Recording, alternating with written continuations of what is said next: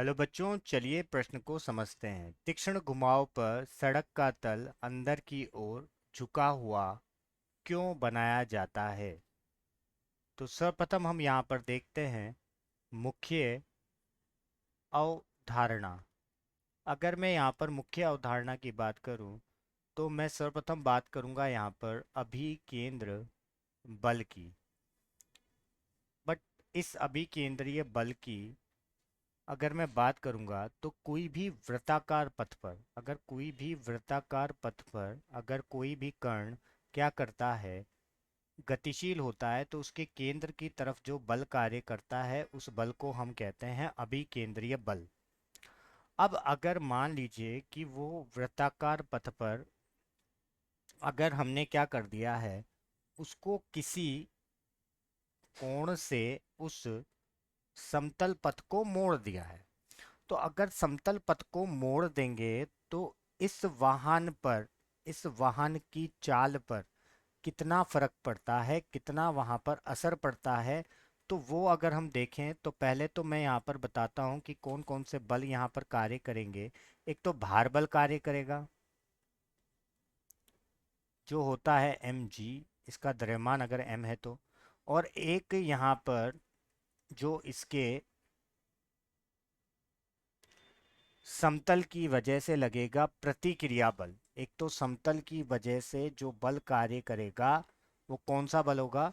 प्रतिक्रिया बल, या फिर हम कह सकते हैं इसको अभिलंब बल। अभिलंब बल यहाँ पर कार्य करेगा। तो अगर यहाँ पर अगर ये v वेग से आगे बढ़ रहा है और एक केंद्र की तरफ जो बल लगेगा mv की घात 2/r लगेगा। अगर मान लीजिए v वेग से, v चाल से अगर आगे बढ़ रहा है तो यहाँ पर जो ये कोण है, इस कोण का किस किस पर निर्भर करेगा? ये निर्भर करेगा इसकी चाल के वर्ग पर, इसकी त्रिज्या पर, और इसके गुरुत्वीय त्वरण पर। जो अर्थ के गुरुत्वीय त्वरण पर, पृथ्वी के गुरुत्वीय त्वरण पर। और ये आर यहाँ पर क्या है? इस वृत्तीय पथ की क्या है? जिस वृत्तीय पथ पर चल रहा है उसकी त्रिज्या है।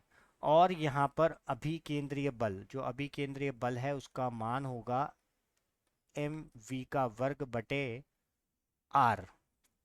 ये यहाँ पर अभिकेंद्रीय बल होगा। तो इन्हीं अवधारणाओं को हम उपयोग में लेकर हम प्रश्न को हल करेंगे। तो चलिए देखते हैं हल। तो हमें क्या दिया हुआ है? हमें दिया हुआ है कि एक कार दी हुई है हमें। तो चलिए, और वो क्या कर रही है, वहां पर सड़क को किसी कोण पर झुकाया गया है। तो सड़क को किसी कोण पर तीक्ष्ण झुकाया जाता है। तीक्ष्ण घुमाव पर, बहुत ज्यादा तीक्ष्ण घुमाव जो होते हैं वहां पर कुछ कोण से वहां पर झुकाया जाता है। तो ऐसे झुकाया क्यों जाता है, पहले ये देखते हैं हम। तो यहाँ पर ये मान लेते हैं कि ये कार है जिसका द्रव्यमान हमने m मान रखा है। तो यहाँ पर एक तो अभिलंबवत एक बल कार्य करेगा जो पृथ्वी के केंद्र की ओर होगा, जिसको हम कहते हैं भार बल। और एक कार्य करेगा यहाँ पर इसके समतल की वजह से। जो ये बल होगा, ये कौन सा बल होगा? अभिलंब बल। अब यहाँ पर अगर हम देखें तो ये तो हो गया हमारा अभिलंब बल, ठीक है। अब अगर हम आगे यहाँ पर देख तो यहाँ पर ये बल कार्य करेगा और एक इसके समतल के संपर्क में आने से यहाँ पर कार्य करेगा घर्षण बल। तो अब मैं यहाँ पर क्या कर रहा हूँ, इनके बलों को यहाँ पर टुकड़ों में बांट रहा हूँ। तो अगर आप देखोगे तो यहाँ पर ये भी किसी एंगल पर है, ये भी किसी कोण पर है, और ये भी यहाँ पर किसी कोण पर है, ठीक है। तो ये तो हो जाएगा हमारा एम जी कॉस थीटा, और यहाँ पर ये हो गया हमारा एम जी कॉस थीटा, ठीक है। अब अगर यहाँ पर देखें तो इस अभिलंब बल को देखूं तो इसके भी हमने दो पार्ट में डिवाइड कर दिया है, भागों में विभाजित कर दिया है। एक यहाँ पर लगेगा आर साइन थीटा, ठीक है। अब इस जो घर्षण बल है, अगर इसको मैं यहाँ से विभाजित करता हूँ तो एक तो यहाँ पर हो जाएगा, इसी दिशा में लग जाएगा एफ का कॉस थीटा, और इधर लग जाएगा एफ साइन का थीटा।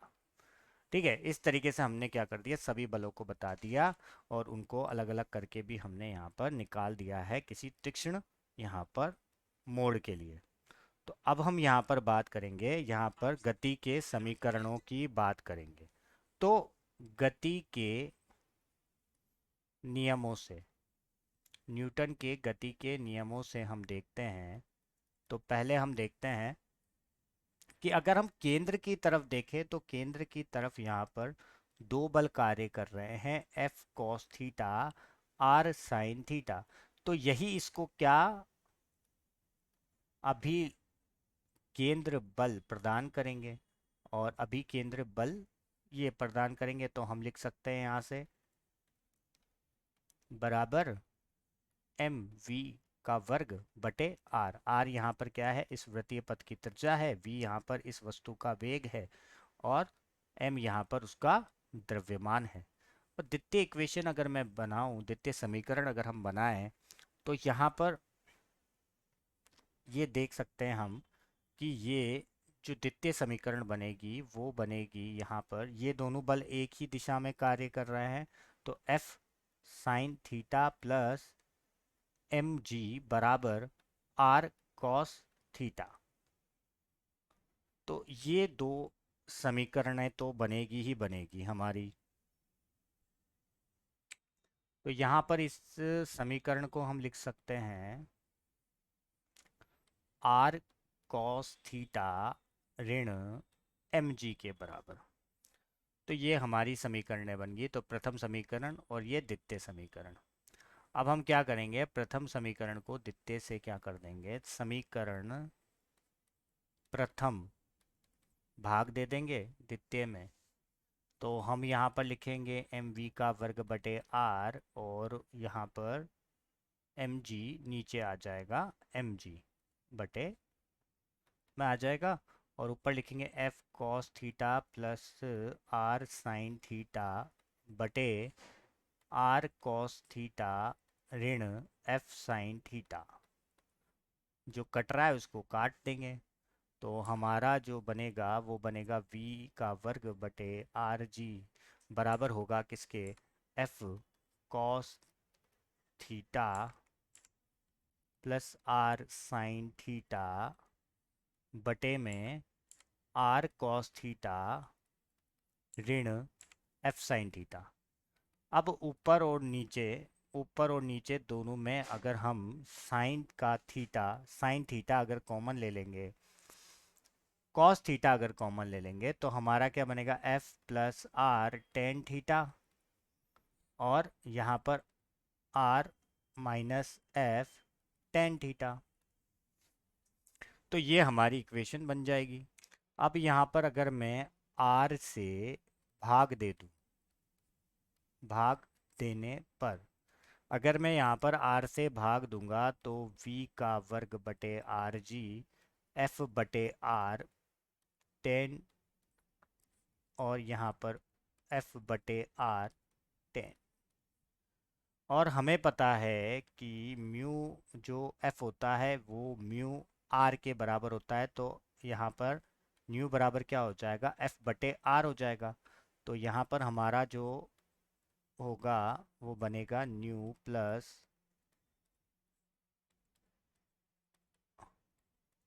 ठीक है।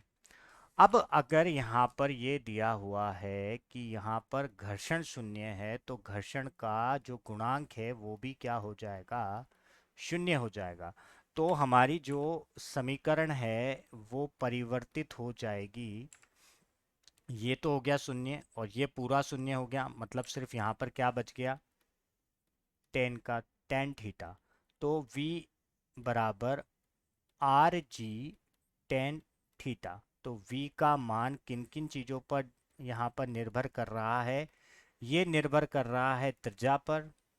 मतलब जितनी ज़्यादा आपकी त्रिज्या बढ़ाएंगे उतना ही यहाँ पर वेग भी आप बढ़ा सकते हैं। मतलब अगर आप जैसे मान लीजिए कि ये कोई वृत्तीय पथ है, तो अगर कोई व्यक्ति इस इधर से कार लेके जा रहा है और कोई व्यक्ति इधर से कार लेके जा रहा है, अगर ये दो पथों की बात करें तो इन दोनों पथों में अंतर किसका है? त्रिज्या का अंतर है। तो जिसकी त्रिज्या ज़्यादा होगी उसका वेग भी क्या होगा? ज़्यादा होगा। और जितना ज़्यादा यहाँ पर झुकाव रखा जाएगा उतना ही वेग भी यहाँ पर क्या होगा? बढ़ेगा। तो हम यहाँ पर कह सकते हैं कि तीक्ष्ण रखने का कारण होता है कि एक तो यहाँ पर जो कोण होता है वो कोण बढ़ जाता है, और कोण बढ़ने से वहाँ पर वृत्तीय पथ पर जो भी वाहन यहाँ पर क्या कर रहा है, चल रहा है, वो बिना किसी, पहले तो यहाँ पर हमने क्या रखा है, घर्षण को शून्य कर दिया, और घर्षण को बिना घर्षण के भी वो अधिक चाल से वहाँ पर चल सकता है। तो यही हमारे प्रश्न का उपयुक्त उत्तर होगा। मैं आशा करता हूँ आपको समझ आया होगा। धन्यवाद।